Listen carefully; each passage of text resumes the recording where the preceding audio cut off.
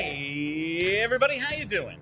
Well, that's good. Welcome to PHLY Flyers, presented by Bet365. Download the Bet365 app. Use code PHLY365 when you sign up. Whatever the moment, it's never ordinary at Bet365. My name is Bill Matz. I'm your director of fun and games for the evening. With me today, it's Philly's #1 hockey beat reporter, Charlie O'Connor. What's up today, Chuck?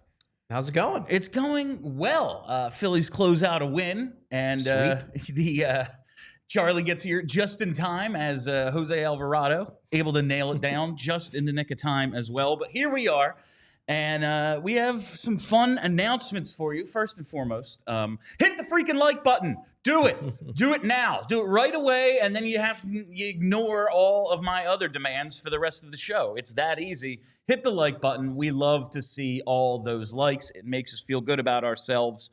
And just a reminder, we started announcing it yesterday, but starting on or around May 1st, I looked it up. May 1st is like a Thursday. Okay. So I don't know if we're going to do it like in the middle of the week. Like the next week. Yeah, maybe it's the end of April. Maybe it's the following week. Perhaps.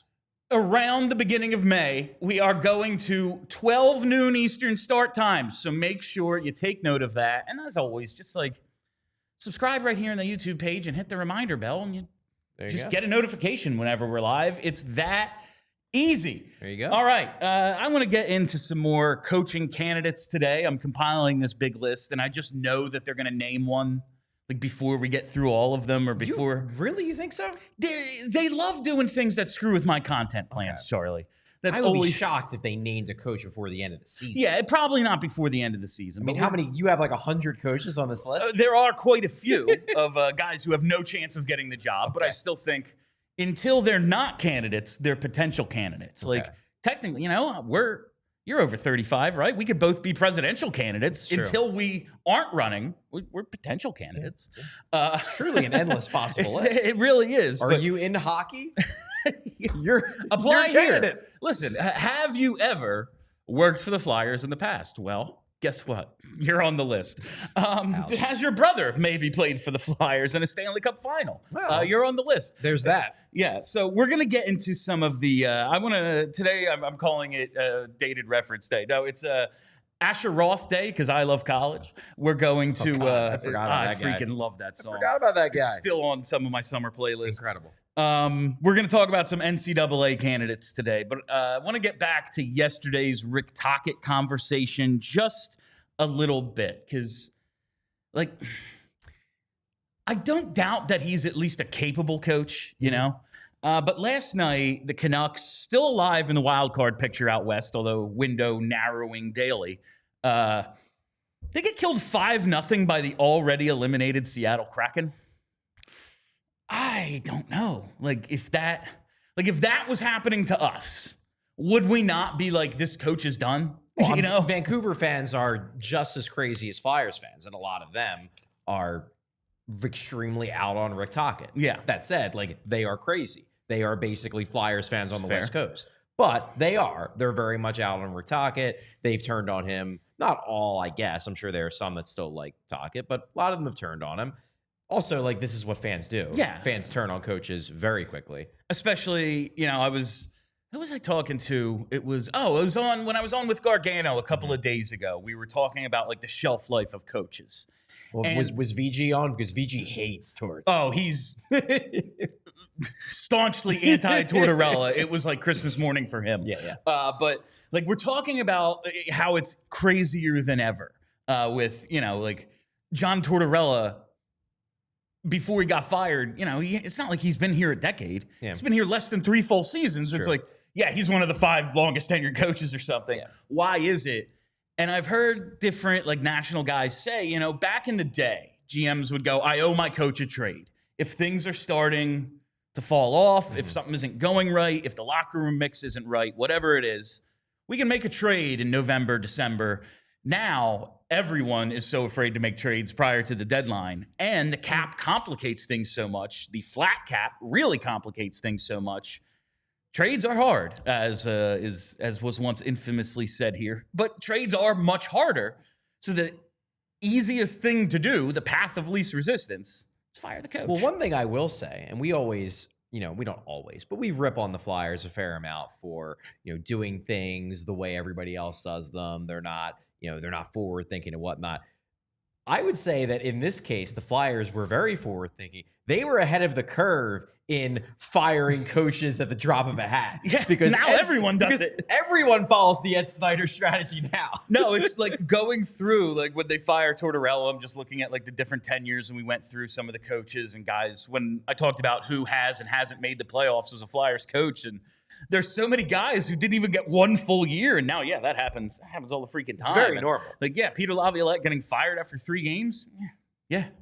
I'm even going back to like, oh yeah. To me, it's like the heyday of that is the late 90s, early 2000s. Yeah, when it's like Ramsey, Nielsen, Barber, like all those dudes. They're just running, like, churning through guys. Like really, and even like from when they're bad in the early 90s through like the lockout, they're just until they get Hitchcock, like running through coaches every year and a half or so. Now it's normal. Now it's what everyone does. It's very does. normal. But yeah, and the Blues kind of like when they win with Berube, it's like, oh, it works. Yeah. So all of that kind of ties in. I guess going back to Tocchet though, and this is it's so fascinating to me. And it's hard to explain this to commenters and fans because commenters and fans are so diametrically opposed to this view. But it's very weird to me when the name Tocchet comes up in different circumstances, in different settings. Because if the name Tocchet is brought up in the press box or in the media room or around scouts or around anyone in the game, it's,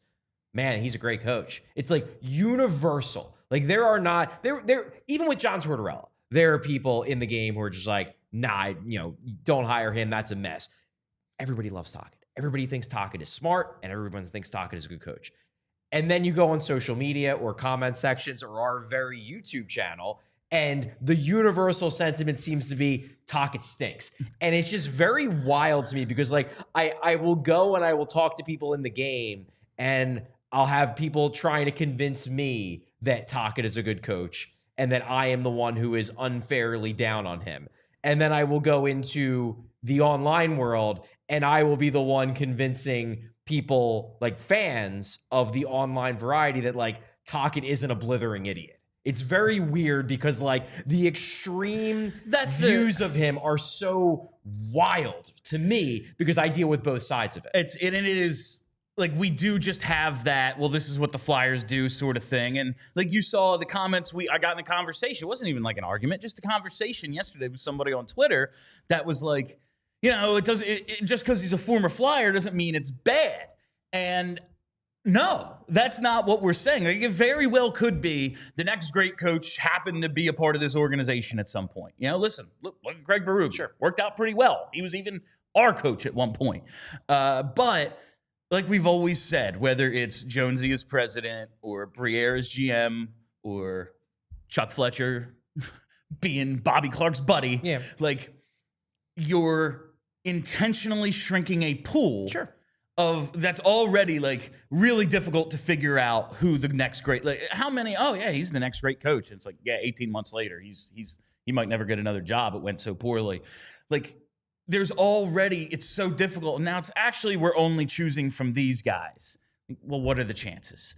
You're just kind of shrinking your pool. And I think that whether it's fair or unfair, like makes us all kind of, it's Tocchet, sure. Yeah, he's the answer because he played here. It's like, even if he never played here, maybe he is a freaking awesome coach and just the circumstances he's been in haven't really worked out. Like he's in Arizona. How much, like the team doesn't exist anymore.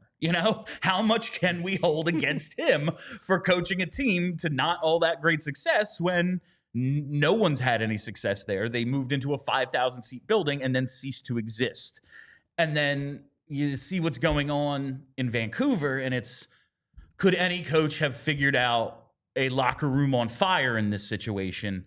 And really just the expectations after last year, they were good, but their results were great.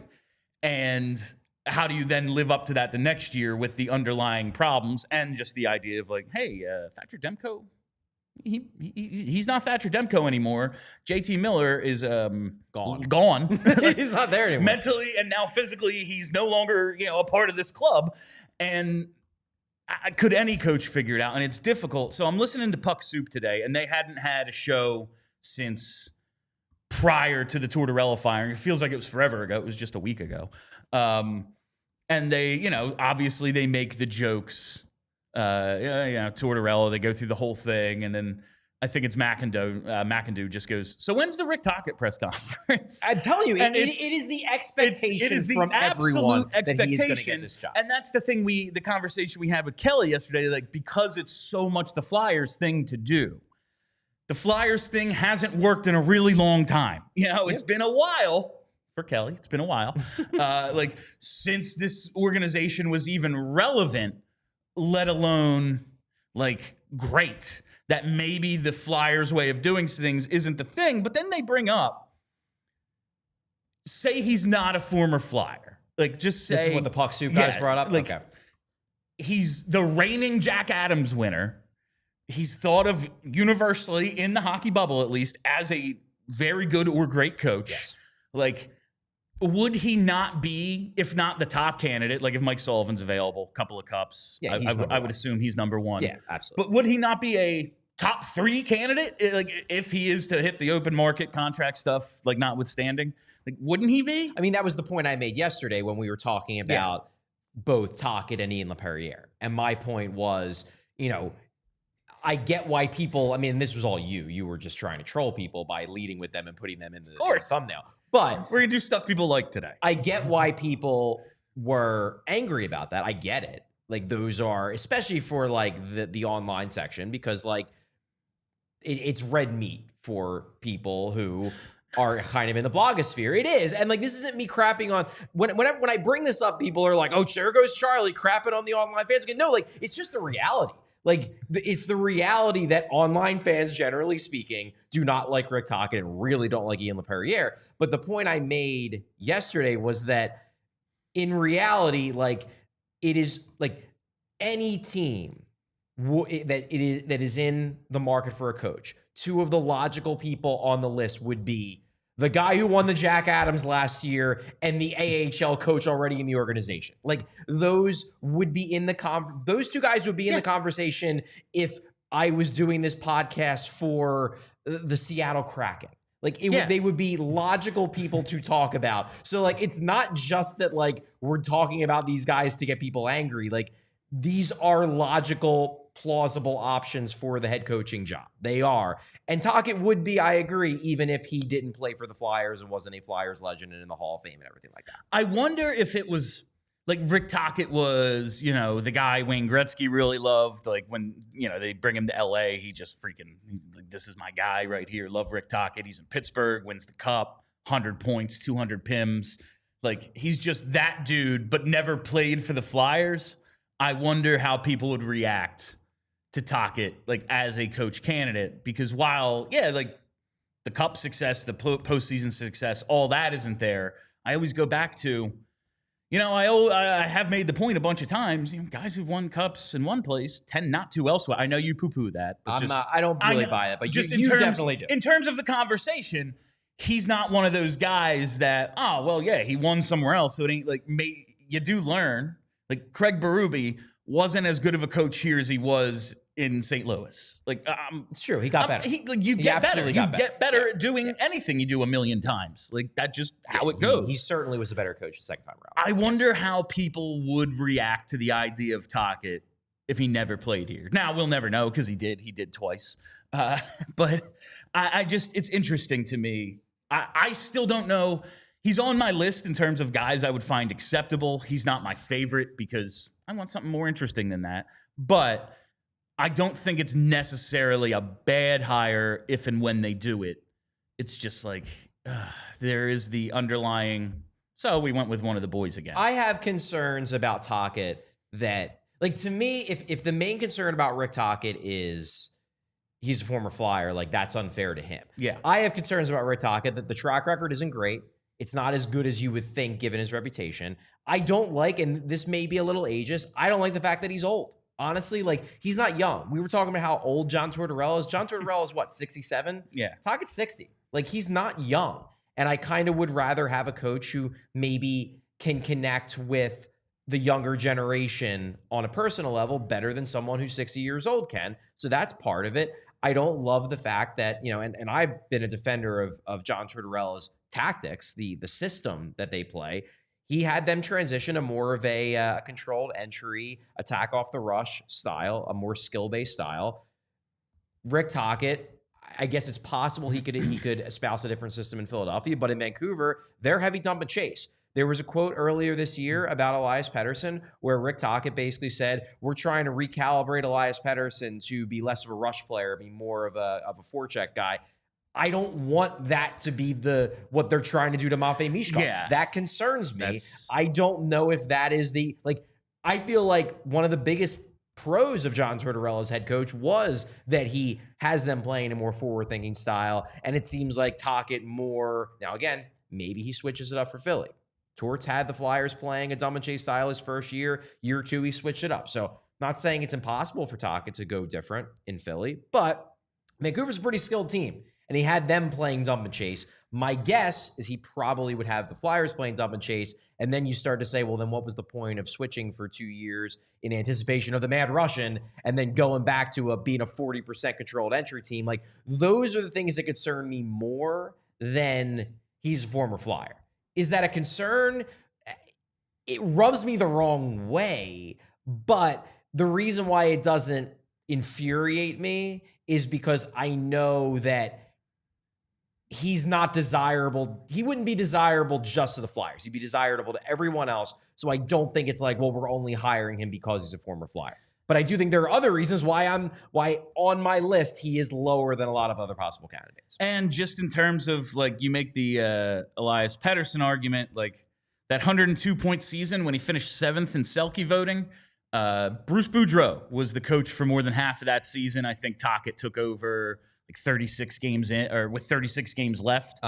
So they played better. They did. But Pettersson, a lot of that production came prior, and then you see the drop in production last season, 89 points this year, 45 and 64 games for Pettersson. So I don't know, maybe they have nothing to do with each other, or maybe he's between JT Miller and the coach trying to totally change the way he sees the game. Maybe all those things kind of screwed with him a bit. It clearly worked last year, and he was the same coach. So I'm not if I'm gonna say, well, he's the reason why these guys aren't scoring that well this year, I have to also be well, he was the reason why they scored so well the previous year. So I'm not gonna kill him for that. Okay. I just worry about stylistically the age factor. I would personally prefer more of a lighter touch than a disciplinarian type. I just feel like they keep going back to that well over and over again. Maybe try something different. When I realized that we drew differences between Tocchet and Tortorella yesterday, but when I see Tocchet is the replacement for Boudreau, it's I see what they were going for. Definitely. And we're gonna get into some if you're an ageist out there like Charlie hates the elderly, we are going to get into some younger, maybe more in tune with the younger player candidates today. But first, I got to tell you about a couple of our sponsors. We're leading off with Monarch Money, and I think we've had enough finance-related sponsors over the last few years for most of our audience to know I don't know a damn thing about managing my bucket or managing my budget. I'm great at managing the buckets, but managing my budget, spending responsibly, any of that, I am the worst. I love going out to restaurants, games and events, taking spontaneous trips. When you do those things regularly, you have a tendency to maybe let your budget get away from you, and that's why Monarch Money has become such an important part of my financial planning and daily life. I love how easy it is to track all my finances in one place so I can keep up on my accounts and know how far away I am from my next getaway or my next treat myself purchase. Monarch Money acts like your personal CFO, giving you full visibility and control so you can stop simply earning and start growing. Monarch is more than your average budgeting app. Monarch Money is a complete financial command center for your accounts, investments, and goals so you can start managing your finances to build the life you actually want. And you can track all your spending, savings, savings and investments effortlessly with all your accounts, credit cards, and everything you need to take control of your budget in one place. And those are just a few of the reasons Monarch Money has been named Wall Street Journal's best budgeting app of 2025.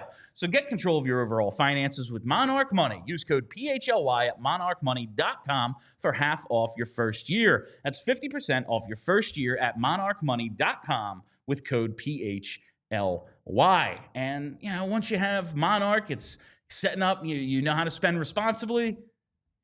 Use that discretionary income for some fun at the BetParx Online Casino. That's right. I love the BetParx Online Casino. It's in the BetParx app. All of the games we love to play in person at Parx Casino, like the pop culture slots, roulette, cards, dice games, and more, can also be played on the BetParx app.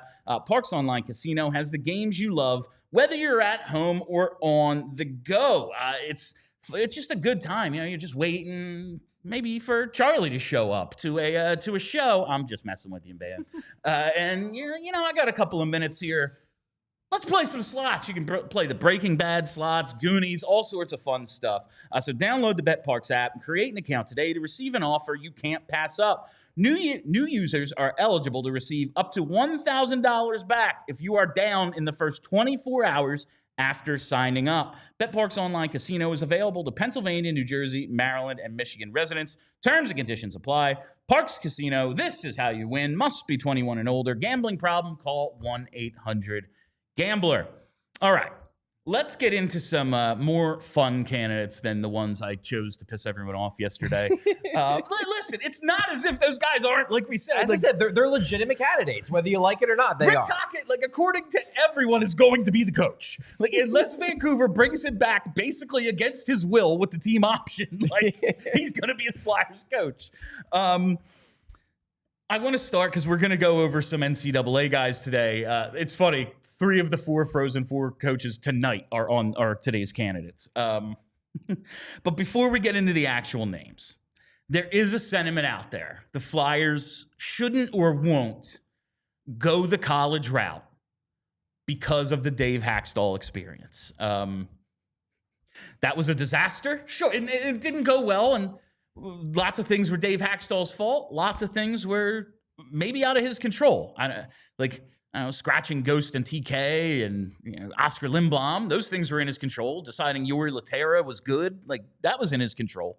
But I don't think Dave Hakstol did a good job, but clearly he was viewed highly enough to get another job elsewhere. So I wouldn't say, I wouldn't go so far as say it was a disaster. It wasn't like Mike Babcock doesn't even actually coach a preseason game level disaster. Yes, if that is he made the playoffs once. He did. It wasn't great, but it wasn't it wasn't a flaming dumpster. Honestly, one of the funniest things.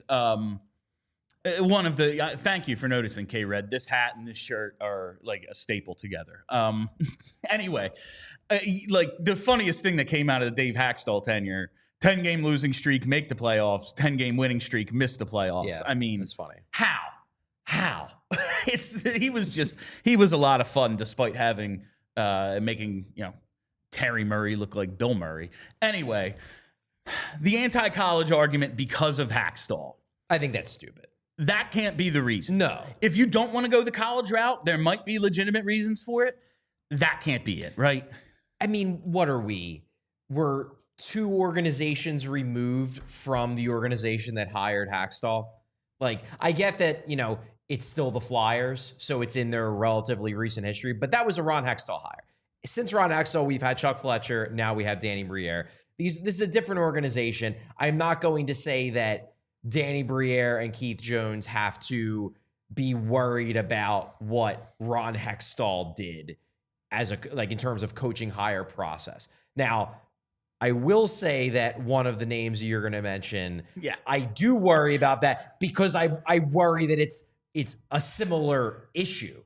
All right. I don't think you should rule out all college coaches, but I do think that maybe you should look back on why maybe Ron Hextall overrated Dave Hakstol as a coach and say maybe we don't want to make that same mistake again by picking a guy who we are personally buddies with. All right. Well, then let's lead it off with Pat Fershweiler. Yes. Let's go out of order. We'll get to David Carle. Let's go with Fershweiler from Western Michigan. The head coach of Western Michigan. He is going to, ironically enough, face off against David Carle's Denver team in the Frozen Four tonight. Maybe this is the game to decide who the next coach is. Not, I don't think it's tonight. I think it's April 10th. Thursday? Oh, is it the 10th? I think it's next week. Yeah, next week. April 10th, yes. I just saw Thursday. I was pretty sure that it's going to be tough for Bump. Like, Bump would basically have to lose. Yeah. I guess maybe you could fit him in for that final game if they win it all, because I think the Flyers' final game is April 17th. The National Championship is 12th. So maybe you could get him in there for the game of the 17th. But it would be tough. It would be easier if they lose in the 7th. We saw that with Vecchione. He played those, final 2 games one year. But okay, let's lead it off with Fershweiler. Those games are next week. I saw Thursday, didn't even look at the date. Anyway, Western Michigan coaches Alex Bump, who is right now looking like one of the gems of this prospect pool and one of those guys that we've been dying for. We thought we had an Oscar Lindblom. Obviously, that circumstance is out of control, but these are the things you look at and go, man, we need one of those dudes. He's getting some hype. He's probably getting some hype because the organization is trying to pump him up. But I do like him as a prospect. You can watch him on ESPN right now. He's an interesting prospect. Yes, interesting. He's doing well for Fershweiler at Western Michigan. He's a top 10 prospect in the organization, I would say. Now, here is the information that is going to interest or maybe disinterest people. Fershweiler from Western Michigan, we know that is obviously Jonesy's alma mater. Right. They overlapped 2 years, and at one point, apparently, Fershweiler and Jonesy were line mates in college. Jonesy, in his last year before going pro, was an assistant captain. The following year after he's pro, Fershweiler becomes the captain. We have to assume that they are on at least pretty friendly basis. You would guess. Like, it's Keith Jones, who isn't friendly with him. Keith Jones is still very active in the Western Michigan alumni community, let's say. I have a feeling it was no coincidence that when the coaching situation in Vermont, which is where Alex Bump originally committed to, went crazy because the coach had to resign, because I think he was like texting an undergrad and doing stuff. Alex Bump had to transfer, or decided he was going to transfer, and immediately popped up. This is after he got drafted by the Flyers, immediately popped up at Western Michigan where Keith Jones played. I'm guessing Keith Jones may have guided him in that direction. It's the Harvard of the Midwest. Yes, so I've heard. Keith Jones. As Jonesy will tell you. But so that's he's the Western Michigan coach. They're doing well under him, obviously now in the Frozen Four. And it's not I think what is probably the most exciting part about his resume, what's the most attractive part, is that Western Michigan, they're very good this year, and they're definitely on a high, but they are not viewed as one of the blue bloods of college hockey. Yes. And it seems like Fershweiler has done a really good job of getting the most out of a program that has not been historically a great program. That Alex Bump is one of our best players. It's not exactly like Ryan Leonard. Yeah, exactly. We're not talking. We're not talking BU, BC, North Dakota, Minnesota, Michigan. We're not talking about the top tier programs in college hockey, and he's turned them into a club that can play with those programs. So you look at the optics and how we mentioned the Hakstol thing. It was Hexy really liked him because he coached his kid. How much do you think optics should play into a potential decision we just can't have it looking like this because it's going to kill us, or we don't care because we think he's the right guy? See, I care less about optics, because my view with optics, truthfully, is that, look, the optics might be bad. People might be against it immediately. But if the team starts winning, no one's going to care that when the guy got hired, people were down on him. So pick the guy who you think is the best. I don't really give a crap about optics. I don't think the team should care about, the initial reaction of people that are going to probably be disappointed with pretty much every head coaching hire that isn't David Carle. What I do think they should be concerned about, and this I think is important about Fershweiler, is one of the issues in retrospect about the Hakstol hire was that I think Ron Hextall, the GM, was biased in Hakstol's favor because he had such a positive view of him going into the hiring process because of the personal connection he had with him due to the fact that Hakstol coached Hexy's coach. I would worry that Jonesy, who is not making all of the decisions, but he's very clearly a big part of it, I would worry that that's an unconscious bias, that in the hiring process, he would be biased towards the guy who he personally knows and likes. And I just worry that, again, it goes back to what you're saying about people we know. You're only hiring from the people we know bucket. That worries me. Now, one, I think, difference that matters here with Fershweiler is like Dave Hakstol prior to Philly, and then of course he's an assistant with the Leafs, then gets the head coaching job in Seattle. He had no pro experience. True. He was a college assistant, he was a college associate, then he's a college head coach for like 9-10 years, and then he's in the NHL. While Fershweiler, yes, he's been with Western Michigan, he was there for a little bit. He then went to the Grand Rapids Griffins, where he was an assistant. Then he's up with the Detroit Red Wings as an assistant before going back to Western Michigan and eventually becoming their head coach. So he's been around pros. Like that, oh, well, you can't treat, pros like college kids. Right. He at least has experience in the difference in that. It is not a hypothetical. It's a fair point. College coaches know, like, I mean, Chip Kelly notwithstanding, like college coaches know that there's a difference, but he has actually experienced the difference between pro and college, like, and having gone back and forth. Maybe that's in his favor a little bit. It can't hurt. It can't hurt. It certainly can't hurt having pro experience. It will not be your first time coaching grown-ass men making more money than you. Yes. Like that, and that's what it always comes down to with pro head coaches. Yes. Yeah, John Tortorella, like, oh man, he's making $4 million. It's like, that's what we're paying like our fifth defenseman. Yeah, right. Like even the coaches that are really well compensated, there's plenty like TK making double than that next year, more than double. Yeah. That's just the way it goes. And there is that dynamic. He is at least familiar with that dynamic, having been in professional locker rooms, coaching grown-ass men before. So I do think that is at least, it's not a knock. You can't hold that again. Well, he doesn't even know how to coach NHL guys or grown-ups. I wouldn't, like, this isn't a hire that I would rip them for. I think that there are a lot of worlds where a hire like this could work out. He could be a really, really good coach who, if he was coaching Minnesota, if he was coaching BU, he'd have a dynasty there. Yes. And the only reason why he's, just getting them to a Frozen Four is because it takes time to take a, what is probably like an upper middle class to middle class program to the zenith of college hockey. That's impressive. So I'm not ripping it. I just continue to go back to I would rather the head coaching hire be someone who can bring it. It was my same view of the president of hockey operations hire. And I love Keith Jones. I just wanted like a new voice. It worries me when you continually go back to the well of people we know. And we've spoken about this, because then it's just like, well, did you get the best coach because he actually was the best coach, or did you just like hope you got lucky that he had that the person happens to also be the best possible candidate? But it is possible that he's the best possible candidate.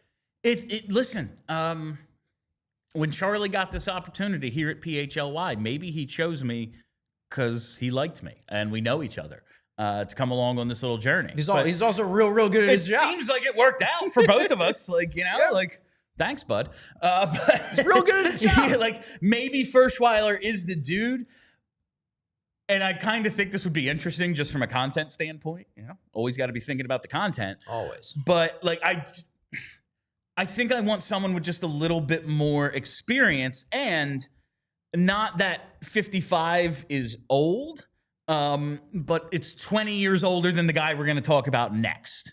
Like 55, I know, like if you're young listening, you're like, that's ancient. And now, I'm like, I'm halfway there. Like, no, it's good, man. He's got experience. He's got some gray experience. He's got some gray hairs. Yeah. You need those. Experience is important. But I never forget I that. think he's interesting as a candidate, as a potential candidate.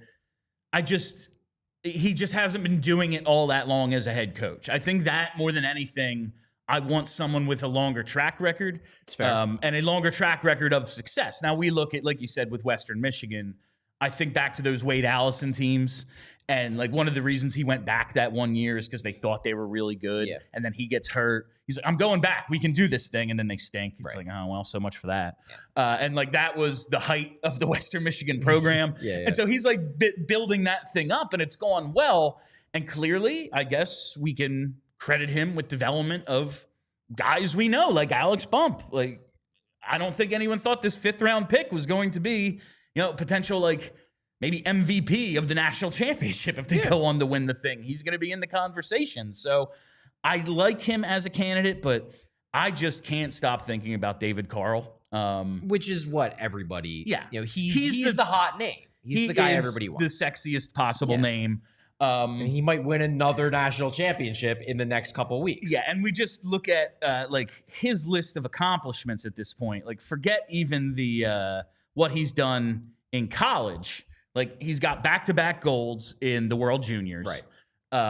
And of course, he's now bidding for his 3rd national title at Denver. And Denver is one of the Blue Bloods, but he's. It's not as if he's taking his foot off the gas at all there. No, they just keep winning. They're freaking good, man. Yeah. Like he beat that BC team last year that was just nothing but NHL talent.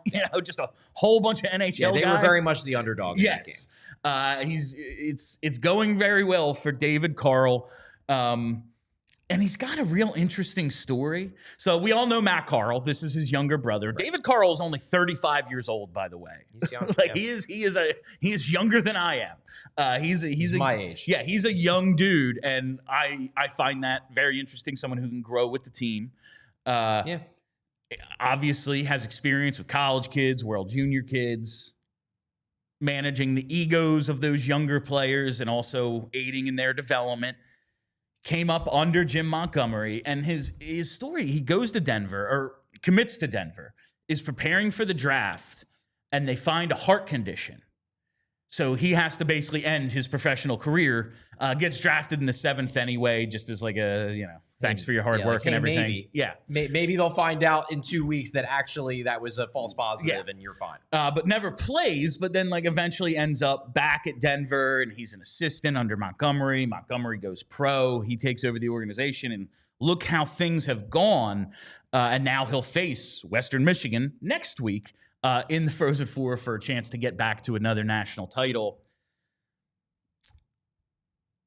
Do we, first of all, after just doing the whole Fershweiler thing and the Hakstol thing and the Tocchet, do we consider him part of the family because of Matt Carle? No, not even close. Because Matt Carle hasn't stayed part of because the family. I mean, there's a connection, Okay. but that to me, that's a connection just of like hockey's a small world. Because I hold Chuck Fletcher and the Bobby Clark connection against him.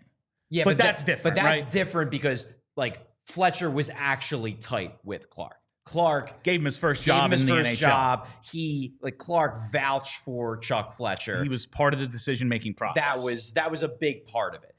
Matt Carle hasn't been to any alumni events. Right, he hasn't he's not stayed involved with the team. He just played for the team for a few years and then went and signed elsewhere, and probably has more ties with like Tampa than he does with the Flyers at this point. I was just considering Matt Carle's tenure, very good.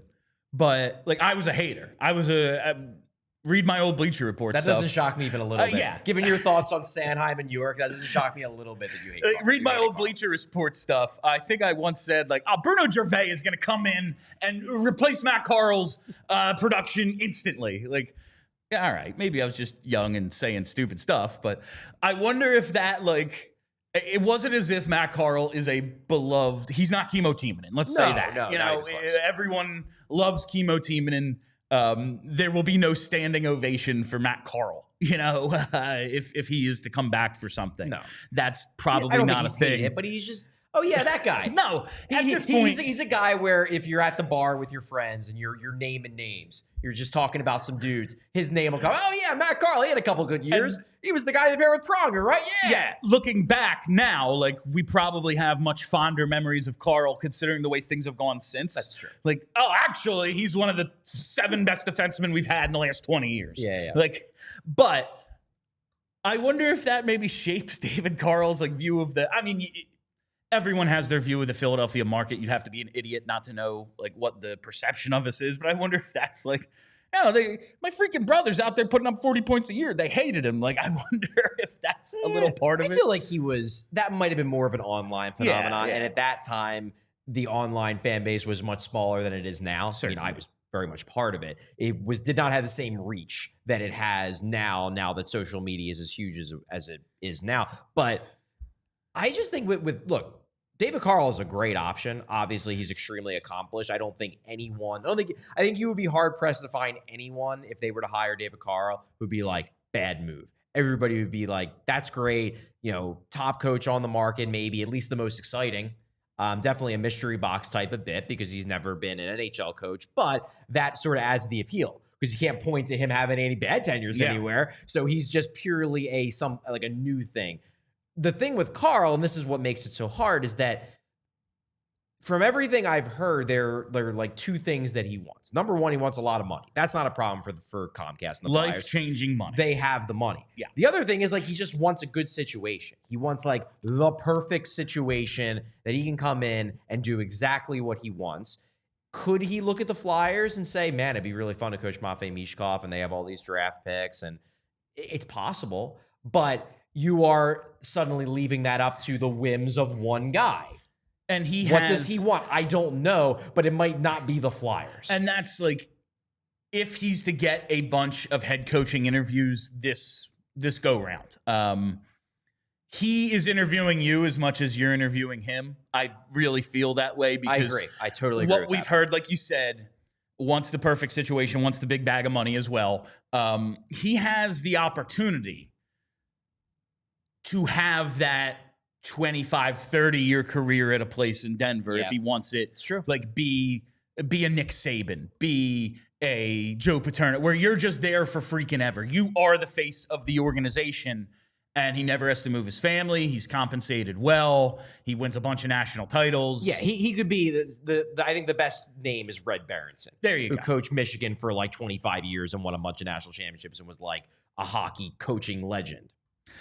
He has that opportunity, and I thought maybe that was here for him based on our prior ideas of what this Flyers organization was doing with Torts, where, he's kind of part of this triumvirate, and it's not just the head coach, and maybe once Torts moves up, he can come in and be that guy, and he's here for the long term, and it's not like, 4-game losing streak, you're fired, and he has input on draft, especially when why wouldn't you when he's recruited half these guys?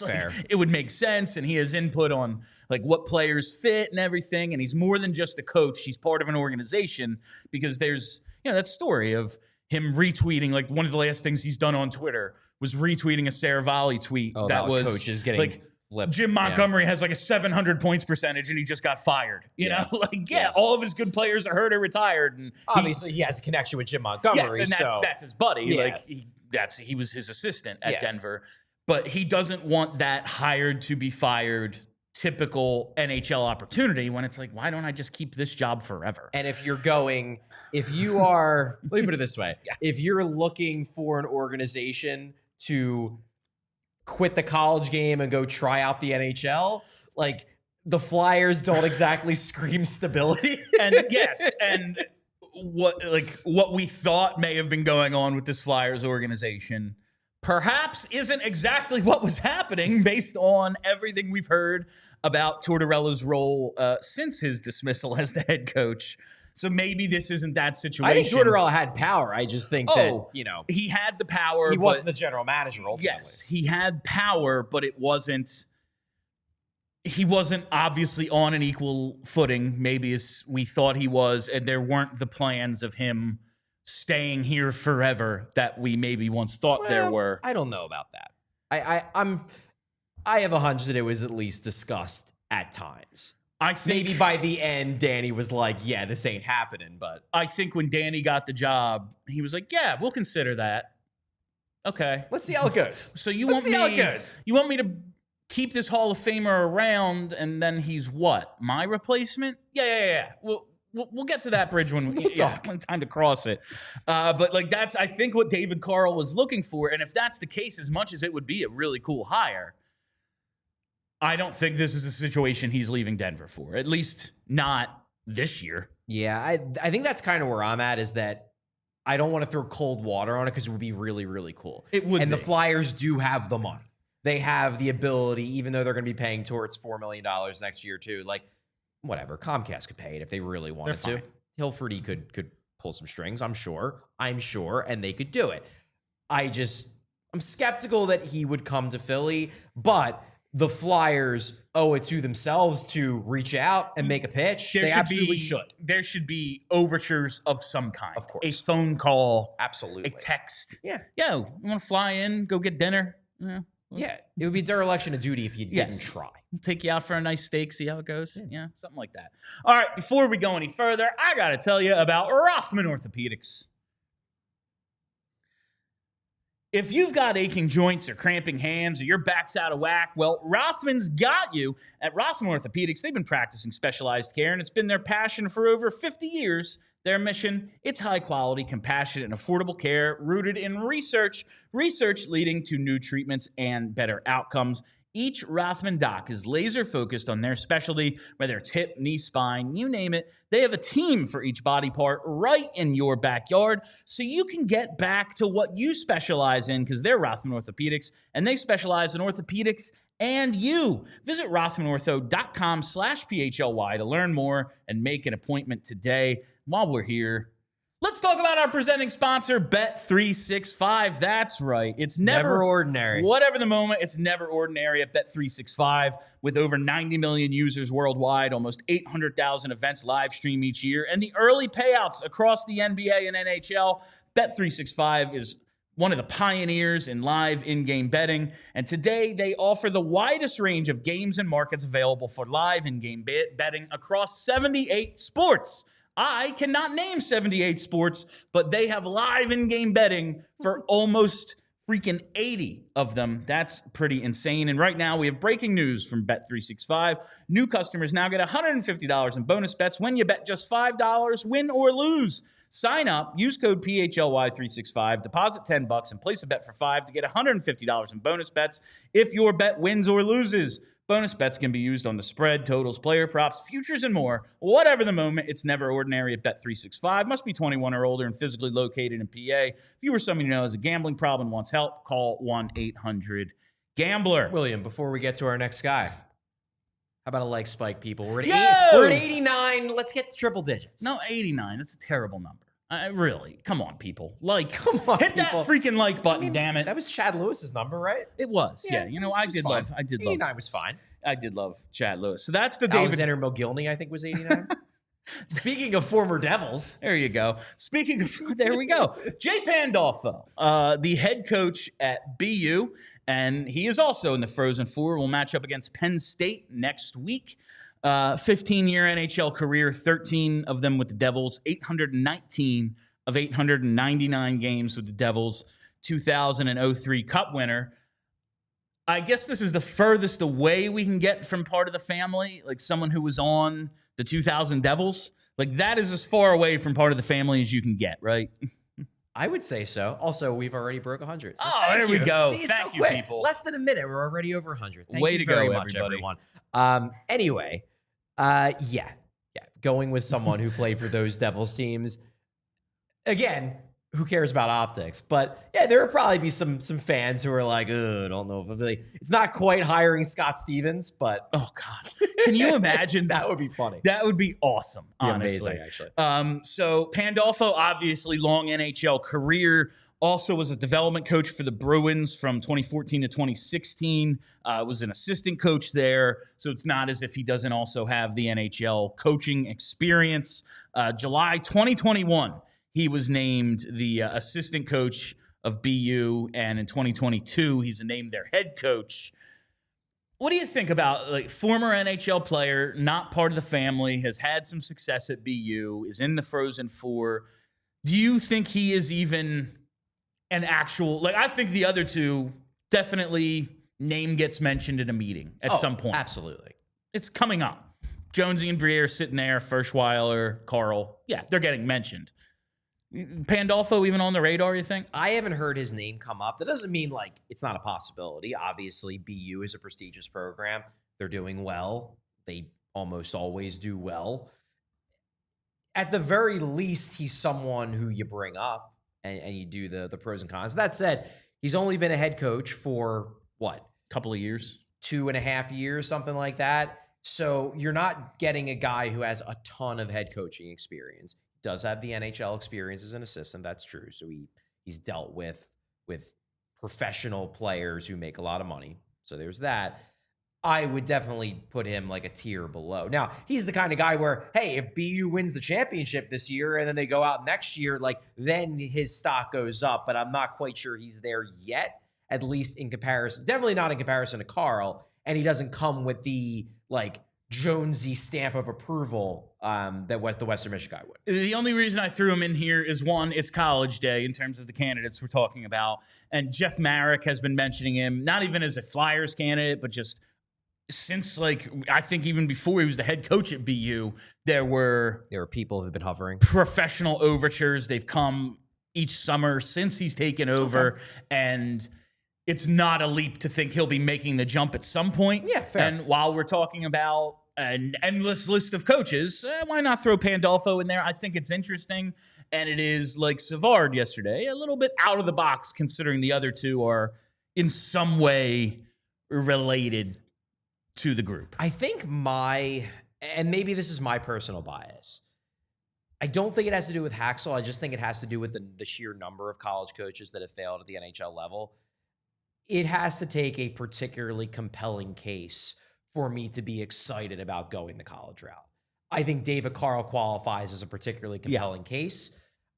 I was very high on Montgomery, but that was in no small part because he had already coached in the, like, I wasn't super pumped up about him the first time he got hired. Like when he got hired by Dallas, he was interesting, but he wasn't like, oh man, they should go after him. Then he succeeds in Dallas. Then he has the personal issues. The second time around, it was like, yeah, he's kind of my guy. He's the guy I want. But it takes a lot for me to be like, I want that college guy. And for me personally, I don't think Pandolfo yet jumps that hurdle for me. Now, other people might have a lower barrier of entry for college coaches for them to feel like he could be a fit. For me, if you want, because I just think it's such a big jump. Yeah. It's so different that I want the guy's resume to be really, really impressive, and I don't think Pandolfo's is there yet. I'm not even sure if what's his name? I don't want to mess up pronouncing his name. It's Fershweiler. Yes. I don't want to mess up the pronunciation, but Fershweiler to me, I don't know if he's quite there yet either. I guess the big pro with him from a Flyers perspective is that we know him, and we have more info about him than we would about a Pandolfo. All right, I wanted to do revisiting our Flyers like preseason award predictions today. Maybe we'll get to that in the last few minutes of the show. But Kelly's not here, and honestly, I think Kelly like got closer than either of us did to like 2 of the 3. Yeah, she got some more right to be sure. So maybe probably gonna be right on. Maybe we'll wait for her to be here. But I want to get, because we didn't do it yesterday, today's Tankathon spin. Oh yeah, in. Tankathon. And if you look at... They're back up to 6th. Yeah, they're back up to 6th. And Seattle won last night, too. Yes, there were some results that favored the Flyers. The Rangers aren't, like, in that group, but they could fall. I mean, they win. They're at 79 Yeah, points. they win last night, so that's good for us. The Kraken winning, very good for the Flyers' chances. 6 games remaining for Philly, and they are back in that 6th spot. So without further ado, Brenna, spin that wheel. All right, they stay at 6. Boston jumps up to 1. Yeah, Boston, man, they are... I don't know if I've ever...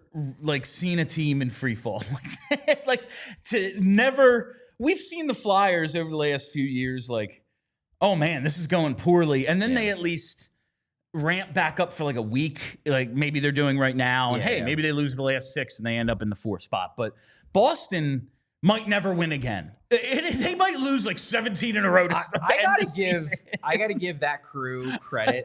I'm being very sarcastic here. Yes, Boston for years had maybe the strongest internal culture of any NHL team. Whew. Like they were the gold standard of, you just put a guy in there and he'll play well because it's Boston.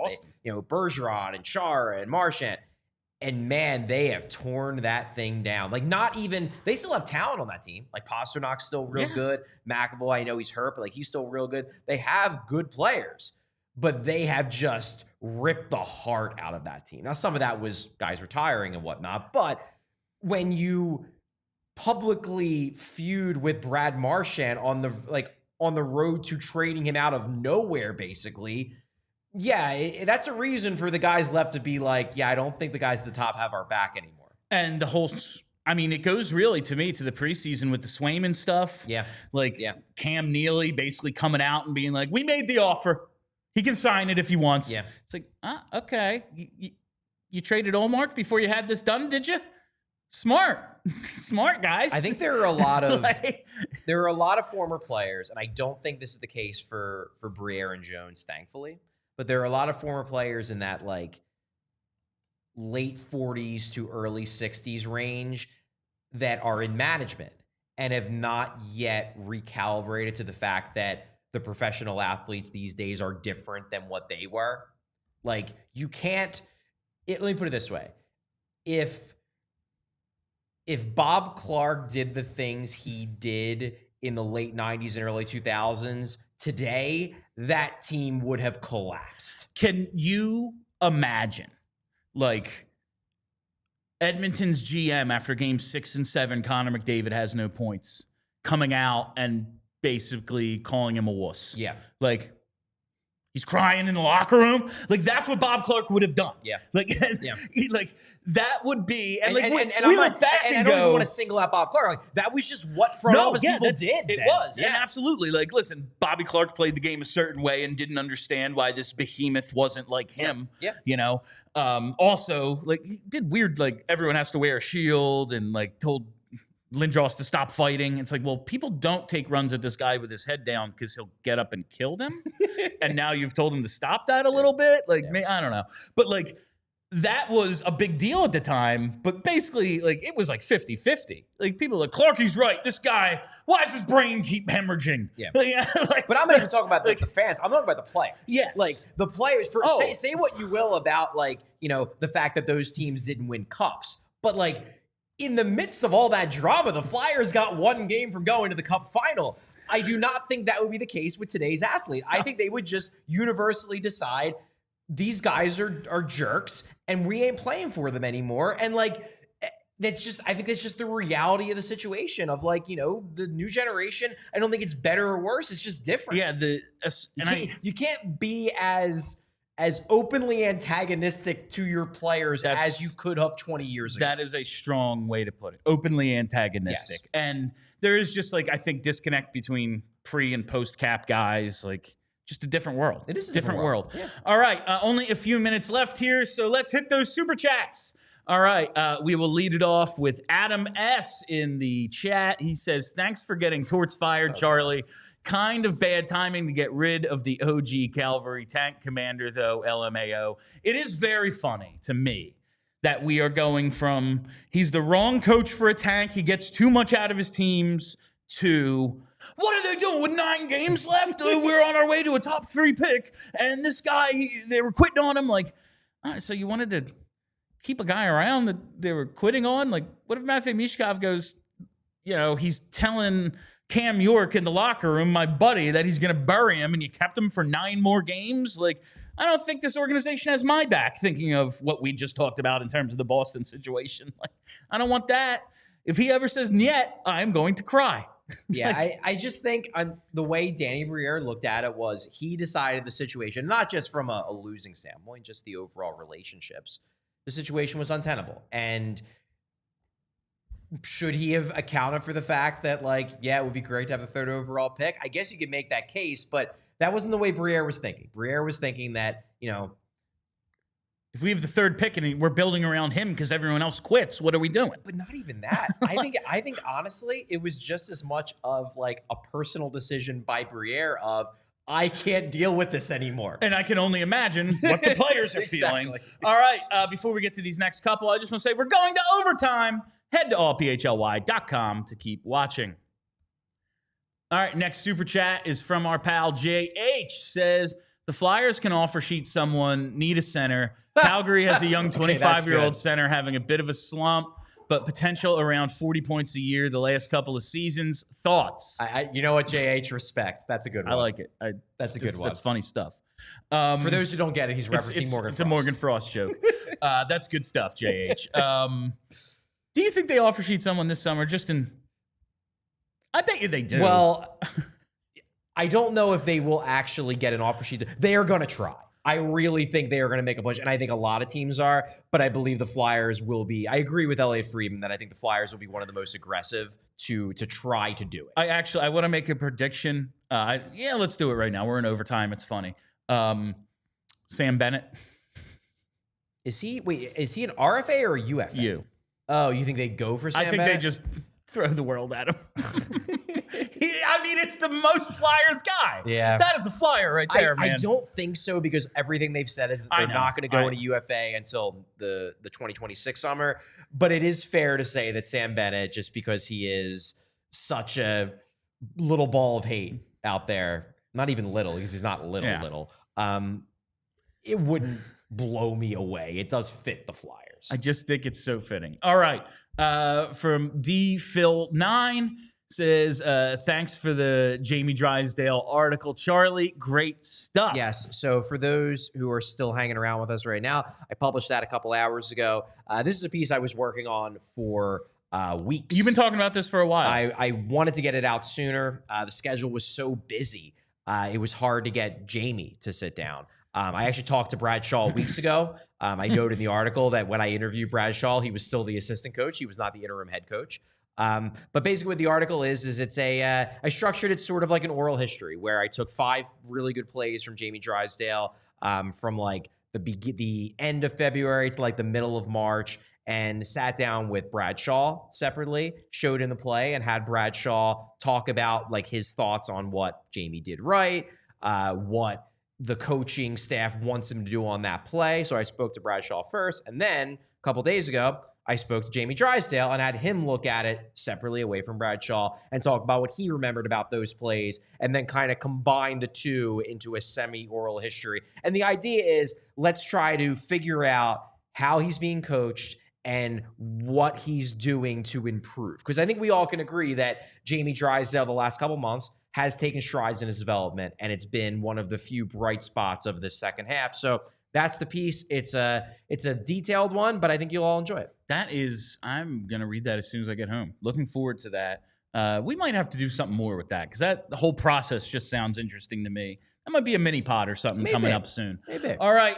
And this last one before we get out of here, it is Gary B. What's up, Gary? I would love a coach like Sergei Fedorov. I don't even know if he has ever coached. I like the name. I realize he's an old school player, but think he might think hockey like Mish. He has coached. Yeah. He won back-to-back Gagarin Cups in the K. Didn't have his contract renewed after last season when Siska came up short. I think they got eliminated in like the first round. And you won 2, but not this year, so you're no longer our coach. Whatever. It's Russia. There might have been some type of internal politics who the hell where, knows? He ticked off the wrong oligarch. Could have. He is one of 2 guys at the very top of my list, along with Alexei Zhamnov. Certainly they won't be the hires, but until they're not, I'm going to keep saying their names. But thank you, Gary B. Thank you, Gary. Thanks to all of our super chatters. Want to remind everyone out there to hit the freaking like button. But until next time, this has been PHLY Flyers presented by Bet365. Download the Bet365 app. Use code PHLY365. When you sign up, whatever the moment, it's never ordinary at Bet365. We'll be off tomorrow. There will be a pre- and post-game for Saturday in Montreal. We are heading to Montreal tomorrow afternoon, hence no show. So make sure you take note of the schedule. Join us on Saturday. Make sure you're following us right here on the YouTube page. Hit that reminder bell so you never miss a live show. Follow us on Twitter at PHLY_Flyers and follow the podcast wherever you get those. Just search PHLY Flyers. I am Bill Matz. That is Charlie O'Connor. Until Saturday, let's go Tank. We all silly like the mayor.